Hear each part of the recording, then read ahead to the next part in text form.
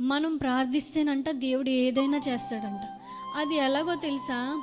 నీకు అది అవసరమైతే, నీకు అది కావాల్స్తే, నీకు ఇప్పుడే అర్జెంటుగా నీకు కావాలని దేవుడు అనుకుంటే, నీకు అవసరమైతేనంట అది భూమి మీద లేకపోయినా సృష్టించి నీ దగ్గరికి తీసుకొచ్చి పెడతాడంట.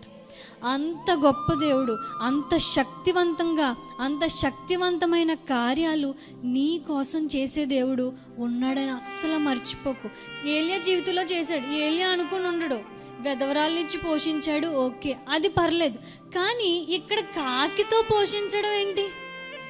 అసలు కాకి మన ఏదైనా దొరికితే చాలు పట్టుకెళ్ళిపోదాం అని చూస్తుంది. పెట్టే గుణం దానికి ఉండదు. కానీ అలాంటి కాకితో దేవుడు ఏలియాకి ఆహారం పంపడం ఎంత అద్భుతం.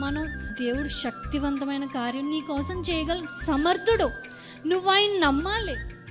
ఆయన నీ కోసం ఏదైనా చేయగల సమర్థుడు.